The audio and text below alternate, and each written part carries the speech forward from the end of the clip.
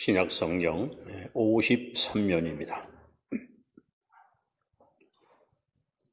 마가복음 1장 1절부터 8절까지 교독합니다.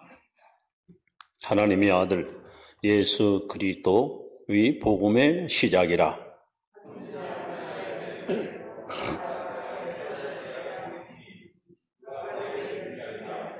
광야에 외치는 자의 소리가 있으려되 너희는 주의 길을 준비하라. 그의 오실 길을 곧게 하라. 기록된 것과 같이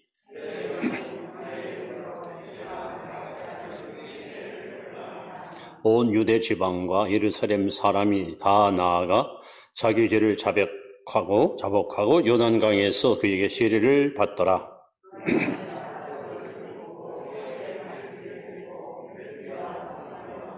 그가 전파에 이르되 나보다 능력 많으시니가 내 뒤에 오시나니 나는 급히 그의 신발끈을 풀기도 감당하지 못하겠노라.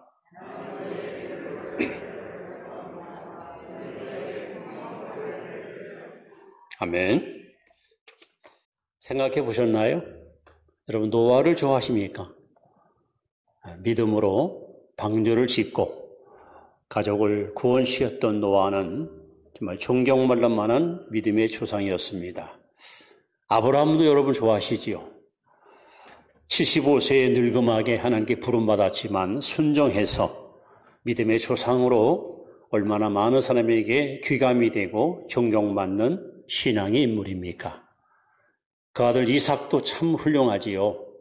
아버지 말씀 앞에 완전히 순종해서 죽으라면 죽고 살려면 살고, 하나님은 이삭을 얼마나 축복하십니까? 농사를 짓더니 100배 열매를 맺게 했다. 저는 개인적으로 야곱을 또 좋아합니다. 왜? 인간미가 참 물씬 풍기는, 너무 인간적인 것이 마음에 들어요.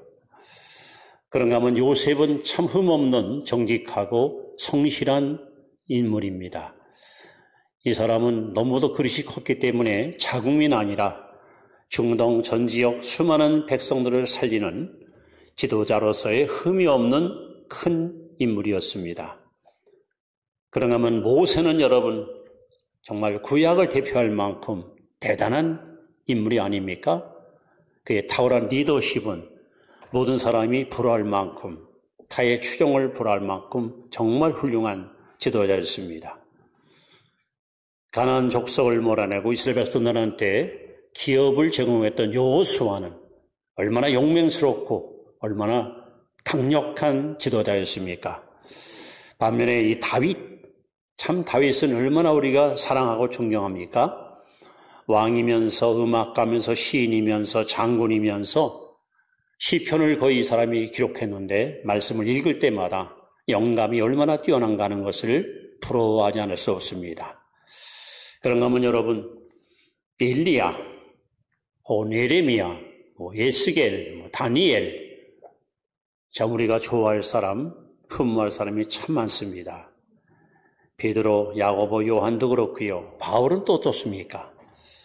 자, 그런데 예수님께서 신구약 성경에 나오는 많은 사람 가운데서 딱 한 명을 지명해서 이렇게 이 사람을 평가했습니다. 마태복음 11장 11절에 세례 요한을 가리켜서 여자가 낳은 자 중에 가장 큰 자라 했습니다.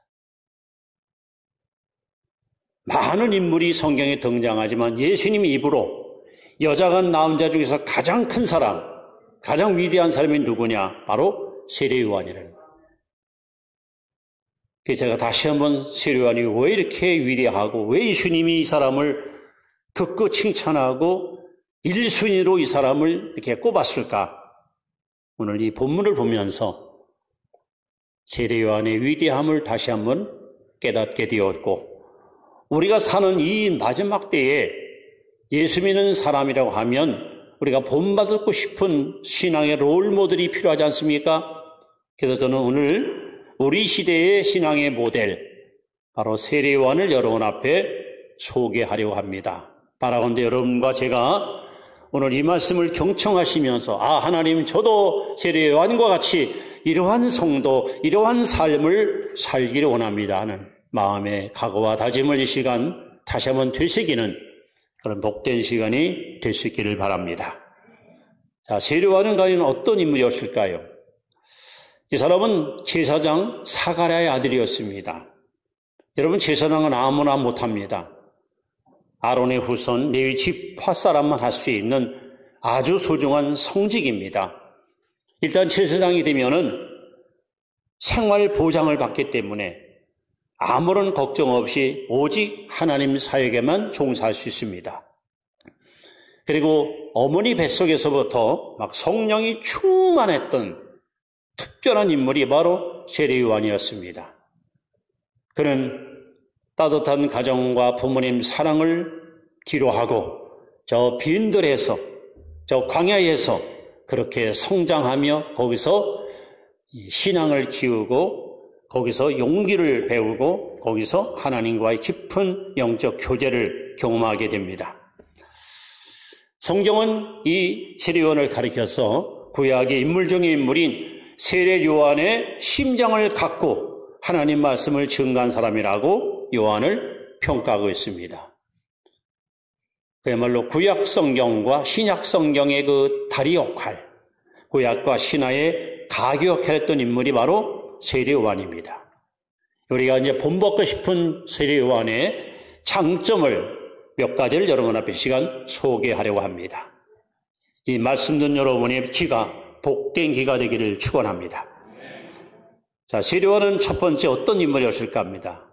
자, 첫 번째, 그는 복음에 붙잡힌 사람이었습니다. 복음에 붙잡힌 사람. 자, 1장 1절을 우리 다 같이 한번 다시 읽습니다. 시작.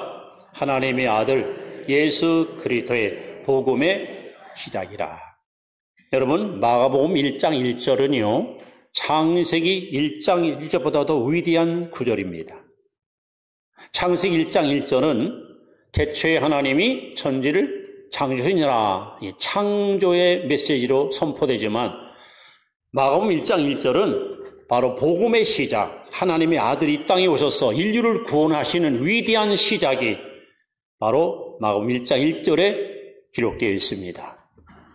방금 말씀한 대로 여러분이 구약 성경을 펴시면 맨 마지막이 말라기서, 이 말라기 선지자가 하나님 말씀을 선포하고 나서 약 400년 동안 유대 땅에는 하나님의 음성이 들려오지를 않았습니다. 400년 동안 선지자가 나타나지 않았습니다. 백성들은 뭔가 공허하고 하나님 말씀에 대한 갈증이 생겼고 어디에 하나님 말씀 들을 곳이 없는가 하고 여기저기 마음을 기울이고 있었습니다. 그때에 저 요단강 광야에 한 야인, 한 젊은이가 나타나 그야말로 위대한 복음을 선포하기 시작합니다. 이 사람이 바로 예수님보다 6개월 먼저 태어났던 바로 세례 요한이었습니다. 오랜 침묵을 깨고 광야에서 들려오는 세례 요한의 외침은 그야말로 하늘의 음성이었고 수많은 심령을 변화시키는 능력 있는 증인의 음성이었습니다. 그리고 성경은 이렇게 증언합니다. 하나님의 아들 예수 그때의 복음의 시작이라. 이 복음이라는 말, 굿뉴스, 좋은 소식, 기쁜 소식. 세례요한이 오기 전까지는 율법이 이스라엘 백성을 지배했고 그들은 율법에 얽매여서 고달픈 신앙의 길을 걸어갔습니다. 근데 세례요한이 나타나서 이제 율법보다 위대한 복음을, 기쁜 소식을 유대 땅에 선포하기 시작합니다. 바로 이 복음은 예수 그리스도였습니다. 여러분들이요, 이제 어둠이 걷히고 찬란한 빛이 빛납니다. 이 땅에 절명이 살아가고 절망이 사라지고 희망의 새날이 밝아옵니다. 여러분의 병든 심령, 여러분의 잠자는 영혼을 깨우는 위대한 왕이 출현합니다. 이제 그분의 오심을 여러분 기다리고 고대하고 준비하고 사모하고 갈망하십시오. 그야말로 세례요한은 예수님이 오실 그 길, 마치 고속도로를 뚫어서 차가 마음껏 통행할 수 있도록 주님의 길을 예비했던 위대한 선지자 중의 선지자였습니다. 이 당시 예루살렘 성전에서는 많은 제사장들과 바리새인들과 서기관들이 멋진 의상을 입고 예배를 인도하며 백성들에게 하나님 말씀을 증거하고 있었습니다. 그러나 그들 예배 속에는 생명이 없었습니다. 은혜가 없습니다. 능력이 없습니다. 변화가 없었습니다. 그런데 광야에서 외치는 저 야인의 외침 속에는 엄청난 영적인 힘이 있었고 권능이 있었기에 그의 외침 한마디에 수많은 사람들이 그 앞에 무릎을 꿇고 죄를 자백하며 죄를 토해내며 복음의 영원한 주인공이신 예수님을 마음으로 모셔드리는 놀라운 영적인 사건이 날마다 강력하게 일어나게 되었습니다.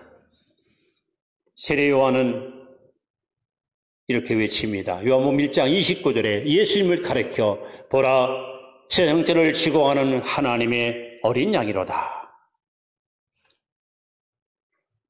지금 죄의 깊은 자에 빠져있는 유대 백성들한테 지긋지긋한 죄의 사슬로부터 벗어나서 영원한 영혼의 자유와 기쁨을 얻을 수 있는 유일한 해결자가 바로 저분이라고 오직 예수 그리스도에게 초점을 맞추고 그분만을 강력하게 증언했던 복음의 증거자가 바로 세례 요한이었습니다. 여러분, 옛날이나 지금이나 왜 많은 사람들이 복음을 거절하고 예수님을 멀리하고 저렇게 넓은 길을 방황하고 허망한 인생을 살아갈까요? 그 이유는 딱 한 가지 때문입니다. 죄가 좋아서, 죄를 사랑하니까, 죄와 어울리고 사는 것이 행복하니까.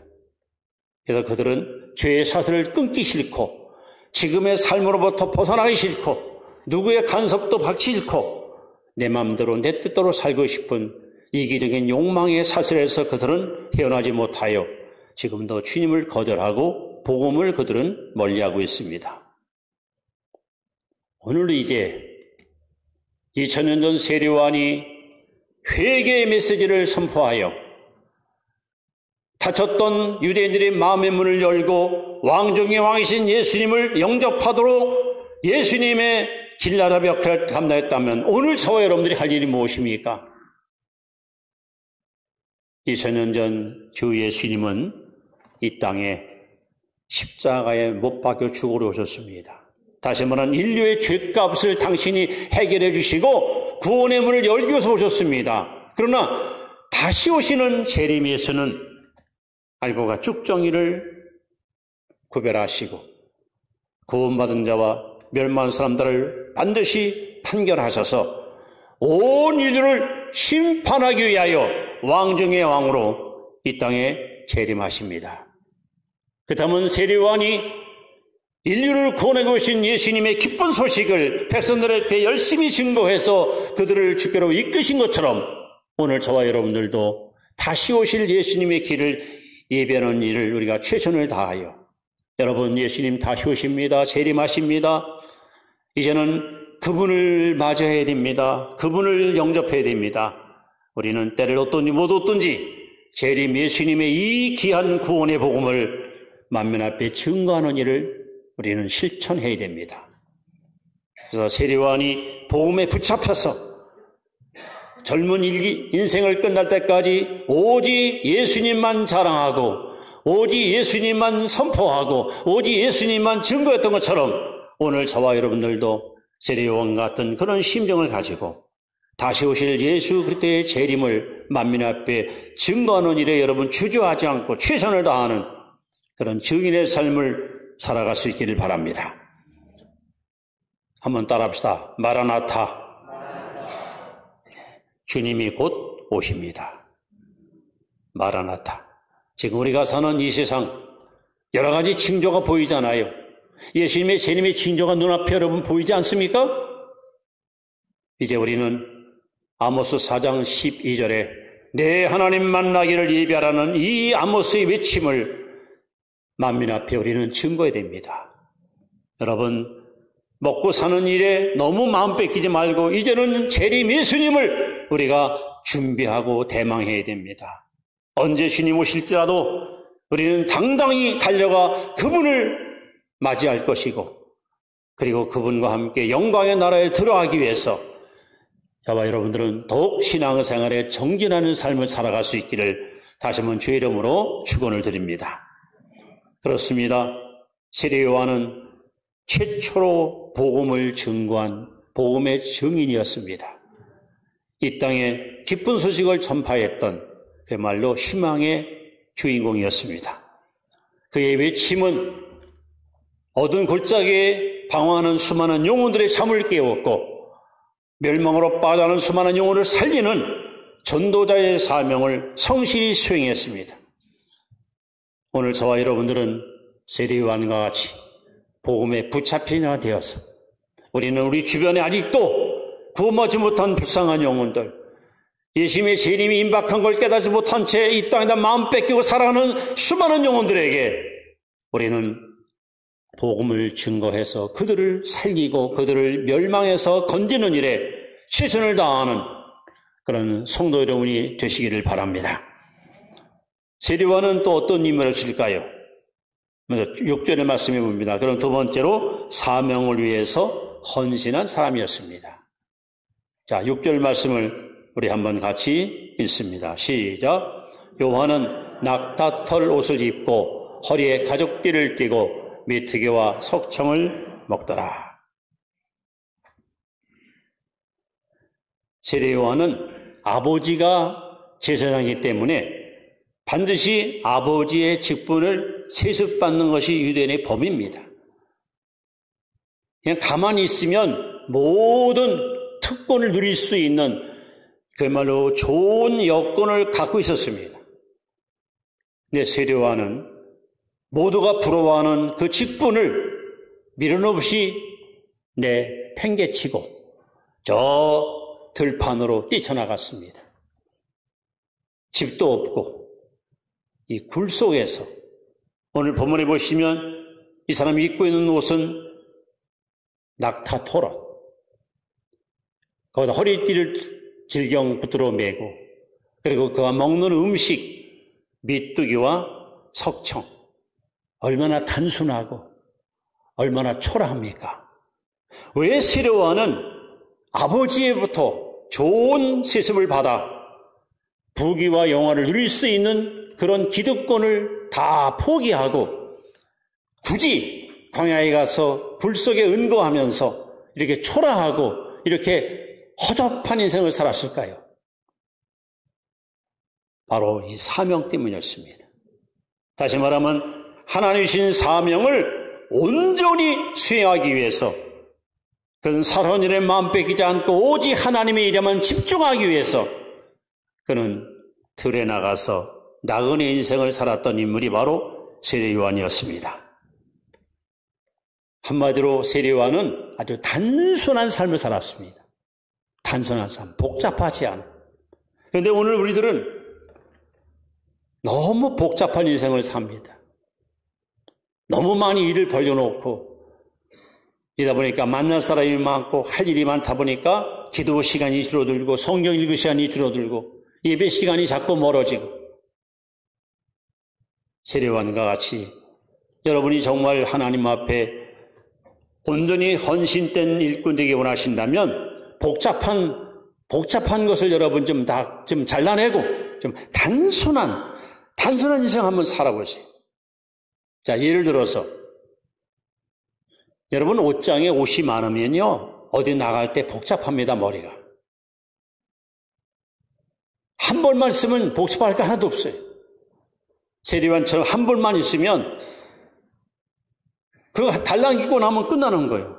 근데 옷이 많으면요 이제 날이 더운데 이거는 좀 계절에 안 맞아. 색깔도 마음에 안 들어. 옷은 많은 것 같은데 막상 그 날짜에 맞춰서 나가려니까 입을 옷이 없어. 그래가지고 이제 남편한테 졸라대죠. 여보, 나 옷 하나만 사줘. 저기 옷이 많은데 뭘 또 살라 그래. 입을 옷이 없어. 그래 복잡하게 살아 우리는. 너무 많은 것을 갖고 있으니까 실상 귀한 줄 모르고 살아요. 세례 요한은 하나님의 사명을 감당하기 위해서 아주 단순하게 살았습니다. 여러분들이 명함을 많이 갖고 있고 여기저기 직분을 맡게 되면 누구 만나러 가고 누구랑 또 데이트하고 누구랑 가도 교제하고 이러면 신앙사라는데 여러분 굉장히 손해봅니다. 요한과 같이 불필요한 격까지 좀 쳐내고 하나님의 일에 집중하기 위해서 좀 단순한 삶을 한번 살아보세요.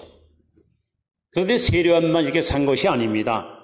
여러분 아브라함, 이삭, 야곱 믿음의 조상들은 정말 단순히 살았습니다.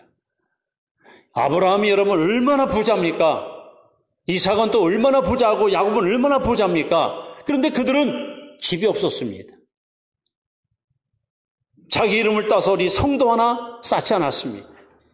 요즘 말하면 텐트, 천막 치고 살았습니다. 평생에 천막 치고 살았습니다. 얼마나 불편합니까? 근데 그들은 왜 부자임에도 불구하고 집 짓지 않고 화려한 인생을 살지 않고 그렇게 어쩌면 단순하고 어쩌면 소박하게 살았을까요? 성경에 분명히 써 있잖아요. 더 좋은 본향집을 사모함이라. 어차피 이 세상 삶은 나그네 인생이에요. 영원히 사는 것이 아니란 말입니다. 때가 되면 우리는 떠나야 됩니다. 모든 걸 다 내려놓고 빈손으로 가는 것이 인생입니다. 우리가 영원히 거할 우리의 영원한 거처는 바로 저 본향집, 하나님이 기다리는 영광의 나라 아버지의 집, 천국입니다. 그래서 모든 믿음의 조상들은 이 땅에 사는 동안 나그네와 외국인처럼 살았다 하고 성경에 증언합니다. 여러분 혹시 여행을 가보셨습니까? 저는 거의 인생 반은 여관에서 거의 산 것 같아요. 여관에서. 외지에 나가서. 지금도 어디 갈 때 저는 아주 꼭 필요한 것만 가방에 딱 갖고 공항에 가서 이렇게 만나보면요. 제가 제일 아주 가볍고 제일 심플하게 그렇게 가방 갖고 나타납니다. 뭐 이틀 묵는 데면 어떤 분은 그냥 가방 이런 걸 2개씩 그냥 봄, 여름, 가을, 겨울 옷을 다 싸운 것 같아요. 한 번도 쓰지 않을 걸 잔뜩 쌓아갖고 와가지고요. 그거 여행 다닐 때 여러분 짐이 얼마나 번거롭고 여러분 불편합니까? 우리 나그네 인생은 여기저기 얽매이면 안 됩니다. 세례요한은 정말 우리가 본받고 싶은 신앙인이에요. 얼마나 심플하게 살아요. 얼마나 단순하게 살아요. 예? 먹는 것도 아주 간편합니다. 옷도 딱 한 벌입니다. 이것저것 신경 쓸 일 하나도 없는 거예요. 그리고 그 남은 시간을 기도하는 일과 복음 전하는 일과 사명 감당하는 데가 투자했기 때문에 많은 열매를 맺었던 거예요. 근데 우리는 너무나도 여기저기 막 일을 벌려놓고 너무나도 복잡하게 일을 만들어 놓고 여기 신경 쓰고 여기 신경 쓰고 마음이 자꾸 분산이 돼. 집중력이 떨어져. 그러니까 신앙생활에 많은 손해를 우리는 스스로 자초하고 있습니다. 오늘 여러분들이 하나님 주신 사명을 요한과 같이 정말 올바로 수행하기 원하신다면 여러분 단순한 삶을 살아보세요. 좀 복잡한 거, 불필요한 거, 도움이 안 되는 거, 유익하지 않은 거 있으면 여러분 미련 없이 좀 잘라버리고 끊어버리고 좀 단절시키고 그리고 오직 사명에 집중을 하고 살아보세요.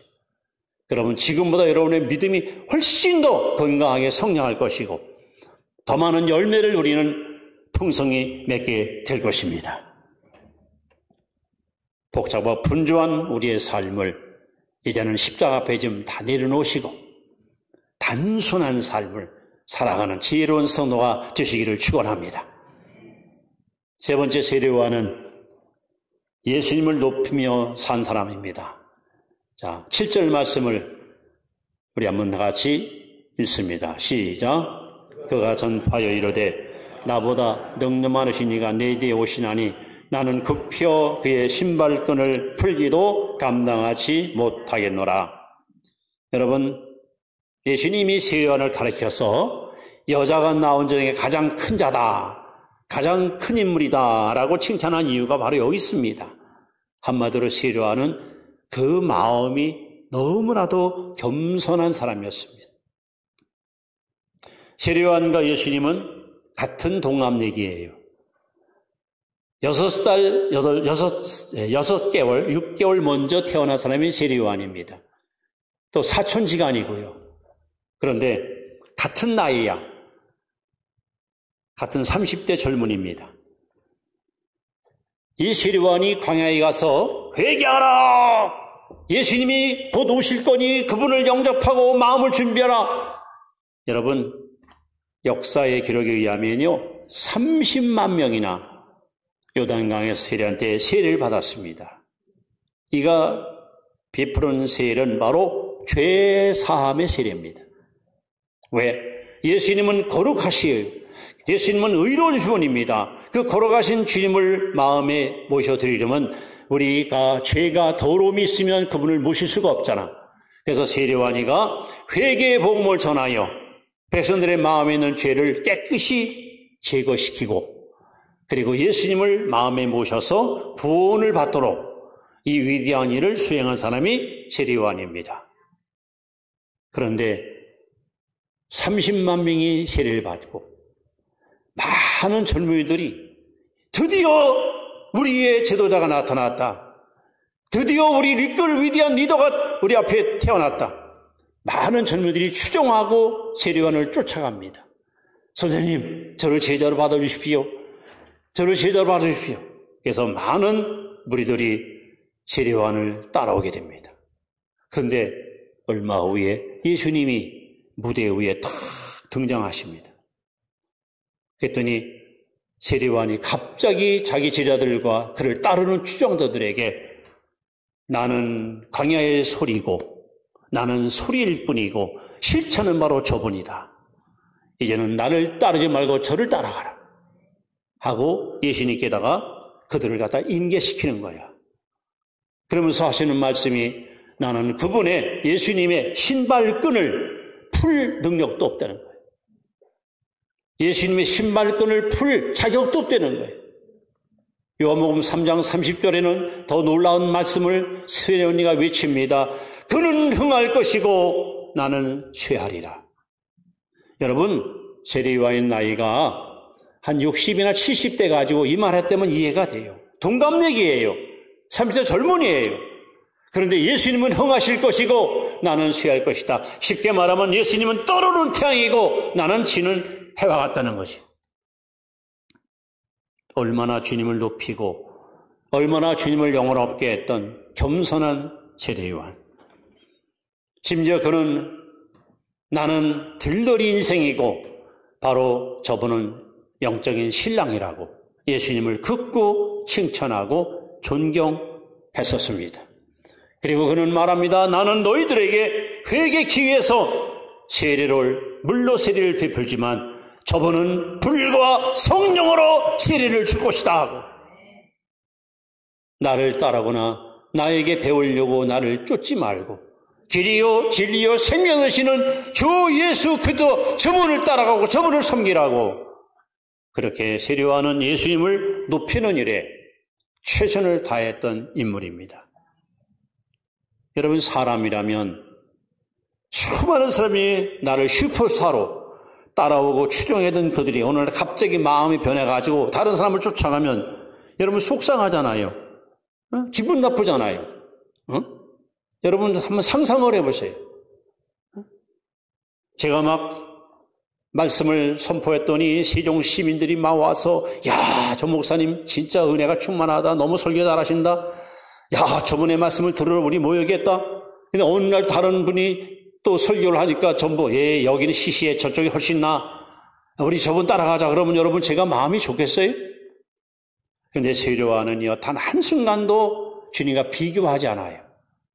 그리고 당연히 저분은 존귀와 영광과 듯이 합당한 분이고 나는 들러리 인생이고 광야의 소리고 나는 그림자 같은 존재라고 철저히 자기를 낮추고 주님을 높이는 일에 죄를 다했던 인물이 바로 세례요한입니다.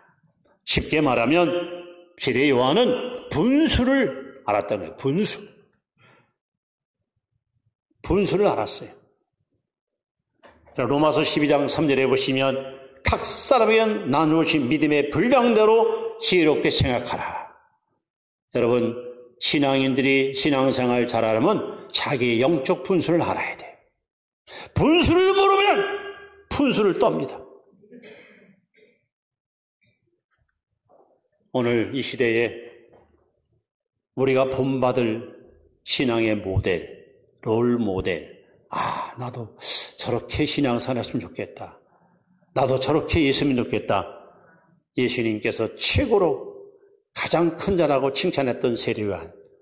그렇습니다. 세례요한은 복음에 붙잡혀 살았어. 그냥 예수님만 증거하고 예수님만 앞세고 예수님만 나타내는 것으로 만족했어요. 훗날 바울도 빌립보 1장 20절에 살든지 죽든지 내 몸에서 그리스도가 존귀케 되기를 원한다. 나를 통해서 주님만 나타날 수 있다면 나는 죽어도 좋겠다. 오늘 우리가 이런 신앙의 삶을 살아야 되지 않겠습니까? 세례요한은 정말 하나님께 받은 사명을 감당하기 위해서 아주 단순하게 살았습니다. 여러분들이 여기저기 얽매고 복잡하고 많은 일거리 때문에 거기 신경 쓰다 보니까 이렇게 예배를 소리 지르고 기도가 줄어들고 말씀을 멀리하고, 그럼 여러분 영적으로 얼마나 우리가 손해를 봅니까? 여러분이 지혜로운 성도라고 하면 신앙생활에 방해되는 모든 장애물들을 미련 없이 여러분 다 물리쳐버리고 우리 단순한 삶, 정말 심플한 삶, 세례요한과 같이 이런 삶을 살 필요가 있습니다. 그리고 철저하게 주님을 높이기 위해서 자기를 낮췄던 이 겸손하고 겸허했던 세례요한의 그 마음, 여러분 이 마음을 본받아 살아가기를 바랍니다. 그래서 정말 우리 모두가 다 하나님이 이 시대에 여러분과 저를 바라보시면서 여자가 낳은 중에 가장 큰 자다 요한을 칭찬한 것처럼 여러분 우리 예수님께 칭찬받는 성도, 바로 여러분이 그 주인공이 되시기를 주 이름으로 축원합니다. 기도드립니다. 하나님, 성경에는 우리가 닮고 싶고